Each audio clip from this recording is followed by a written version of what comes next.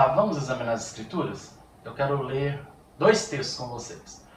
O primeiro se encontra em 1 Timóteo capítulo 3. Leremos do versículo 1 ao versículo 7, onde o apóstolo Paulo nos diz o seguinte: esta é uma afirmação digna de confiança. Se alguém deseja ser bispo, deseja uma tarefa honrosa. Portanto, o bispo deve ter uma vida irrepreensível.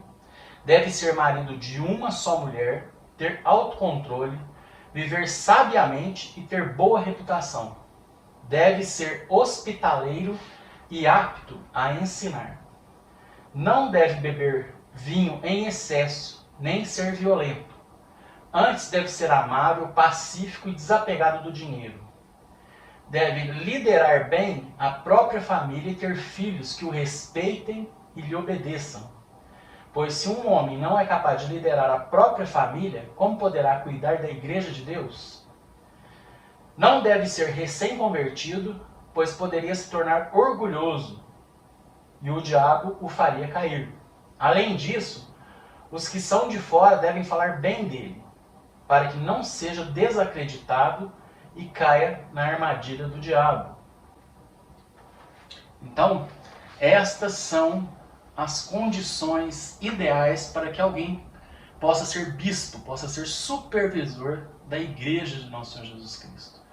Ele deve ser uma pessoa casada uma única vez, com uma só mulher. Deve ter a família sob os seus cuidados muito bem dirigidos, filhos obedientes, família equilibrada, família disciplinada, porque se ele não conseguir cuidar bem da sua própria casa e da sua própria família, ele não terá condições de cuidar da igreja de Deus. Então, o supervisor, ou o bispo, ou o episcopo, ele tem que ter essas qualidades. Ele não pode ser neófito, ou seja, ele não pode ser recém-convertido. Ele tem que ter uma vida cristã já amadurecida. E aqui o apóstolo Paulo nos dá algumas características. A pessoa não pode gostar muito de beber, não pode ser gananciosa, ela tem que ser hospitaleira. E ele nos diz que ser bispo, ou desejar ser bispo, é uma tarefa honrosa, é uma tarefa desejável. Então, o que nós tiramos desse texto é que a pessoa tem que ter um bom testemunho dos de fora, tem que ser casado com uma única esposa, uma só vez. Ele não pode ser divorciado e casar uma segunda vez para depois ser ordenado. Mas nós não tiramos que ele tem que ser casado. Ele não é obrigatoriamente necessário que ele seja casado, visto que quem escreveu isso não era casado, que é o apóstolo Paulo. Então, aqui ele nos dá as condições ideais para que tenhamos um bispo, para que tenhamos um supervisor capaz de liderar a igreja de nosso Senhor Jesus Cristo. Na outra carta, que é a carta aos Coríntios, 1 Coríntios capítulo 7, eu te aconselho a ler 1 Coríntios capítulo 7 todinho. Aqui eu vou pular alguns versículos. Nós temos a exata noção do pensamento de Paulo em relação ao celibato e ao casamento, se comparado ao ministério, ou o casamento dos ministros, ou de quem está a serviço do reino de Deus. Então, 1 Coríntios 7, versículo 1 diz o seguinte: agora, quanto às perguntas que vocês me fizeram em sua carta, digo que é bom que o homem não toque em mulher. Versículo 7, gostaria que todos fossem como eu, mas cada um tem seu próprio dom, concedido por Deus. Um tem este tipo de dom, o outro aquele. Então, é bom que o homem seja celibatário, como ele. Mas, nem todos recebem o dom do celibato do nosso Senhor. Logo, aqueles que não têm o dom do celibato devem se casar e não viver abrasados, não viver morrendo de paixões sexuais. Então, ele aconselha que, nesse período histórico, aquele que se converteu e é casado, permaneça casado. Aquele que se converteu e é solteiro, permaneça solteiro. Por quê? Porque havia uma grande perseguição ao povo de Deus. Eles estavam aguardando a volta iminente de Jesus e esse mundo e tudo que estava aqui iria passar rapidamente, segundo era a expectativa deles. Aí continuando, 1 Coríntios 7, a partir do versículo 25, diz o seguinte: quanto à pergunta sobre as moças que ainda não se casaram, não tenho para elas um mandamento do Senhor. Em sua misericórdia, porém, o Senhor me deu sabedoria confiável e eu a compartilharei com vocês. Tendo em vista as dificuldades do nosso tempo, creio que é melhor que permaneça como estão. Se você já tem esposa, não procure se separar. Se não tem esposa, não procure se casar. Se contudo vier a se casar, não é pecado. E se uma moça se casar, também não é pecado. No entanto, aqueles que se casarem em tempos como os atuais terão de enfrentar dificuldades. E minha intenção é poupá-los disso. Irmãos, isto é o que quero dizer. O tempo que resta é muito curto. Portanto, de agora em diante, aqueles que têm esposa devem agir como se não fossem casados. Aqueles que choram, que se alegram ou que compram coisas não devem se entregar totalmente à tristeza, à alegria ou aos bens. Aqueles que usam as coisas desse mundo não devem se apegar a elas, pois este mundo, como conhecemos, logo passará. Quero que estejam livres das preocupações desta vida. O homem que não é casado tem mais tempo para se dedicar à obra do Senhor e pensar em como agradá-lo. Mas o homem casado precisa pensar em suas responsabilidades neste mundo e em como agradar sua esposa. Seus interesses estão divididos. Da mesma forma, a mulher que não é casada ou que nunca se casou pode se dedicar ao Senhor e ser santa de corpo e espírito. Mas a mulher casada precisa pensar em suas responsabilidades aqui na terra e em como agradar seu marido. Digo isso para o seu bem, e não para lhes impor restrições. Quero que façam aquilo que os ajudará a servir melhor ao Senhor, com o mínimo possível de distrações. Se, contudo, um homem acredita que está tratando sua noiva de forma inapropriada e que seus impulsos vão além de suas forças, que se case com ela, como é desejo dele. Não é pecado.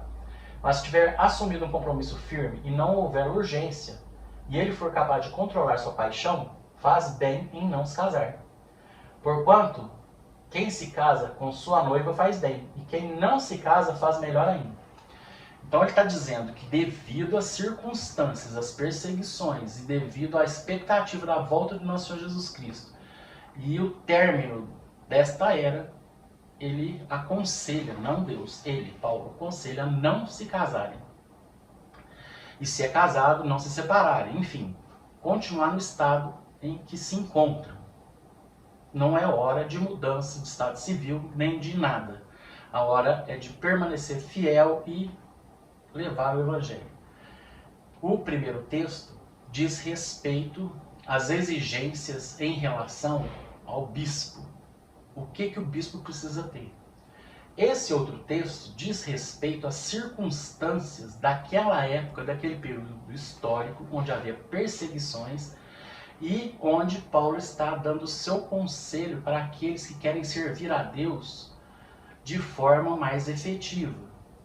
Se diante daquele quadro de perseguições, diante daquele quadro onde os cristãos estavam sendo assassinados, você pudesse se controlar e não se casar, mas não ficar abrasado, não ficar morrendo de desejo, então não se case. Sirva ao Senhor sem se casar. Por enquanto, ele fala. Então, quer dizer, se você puder adiar esse casamento, jogar ele para frente, é melhor. Por quê? Porque o período histórico que eles estão vivendo é um período complicado. E ele fala nesse texto que cada um tem de Deus um tipo de dom diferente. Ele tem um dom de celibatário. Todos os que têm dom de celibatário, melhor não se casar. Eles se dedicam integralmente à obra do Senhor, sem ter preocupação nenhuma com a família. Mas isso não se refere a bispos. Está dizendo obra do Senhor. A pessoa pode fazer a obra do Senhor tendo qualquer tipo de cargo.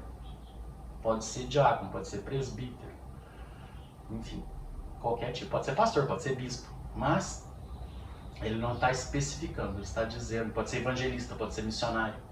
Não está especificando. Especialmente se você for missionário. Imagina você andando pelo mundo e você tendo uma casa com uma família para onde você tem responsabilidades com eles. Tem responsabilidade de sustento, de manutenção. É muito complicado isso. Então, são dois textos. Um texto, que é o de 1 Timóteo capítulo 3, ele não fala absolutamente nada de celibato e ele é o texto específico para quem deseja o episcopado, para quem deseja ser bispo, para quem deseja ser um pastor, um presbítero. Então, esse texto, ele diz que a pessoa deve ser casada, deve ter filhos que o obedecem, que o respeitam, deve ter o seu lar organizado, disciplinado. Enfim, é um texto específico para quem deseja ou aspira ser parte do clero. Agora, o outro texto diz respeito ao período histórico e como que ele aconselha aqueles que querem servir melhor ao Senhor, se deveriam se casar ou não, se deveriam se separar ou não, o que eles deveriam fazer. Não é a ordem de Deus, como ele diz, mas é a ordem dele. E ele confessa que ele tem um dom que muitos não têm, que é o dom de ser celibatário. Então o celibato é um dom dado por Deus. Ou a pessoa tem, ou a pessoa não tem. Quem não tem, não tem como ser celibatário. Tem como se dissimular. Tem como ser um simulacro de pessoa celibatária. E é por isso que nós temos escândalos em algumas igrejas. Porque a pessoa não tem o dom de celibatário. E ela é celibatária na marra, para que ela possa ser um bispo dessa igreja. Ou um líder, um supervisor, enfim, fazer parte do clero. Então, que nós entendamos quais são os conceitos que a palavra de Deus nos ensina a respeito de quem deve ser bispo, o que é necessário para ser um bispo e por que nesse período histórico Paulo dá os conselhos que deu. Amém.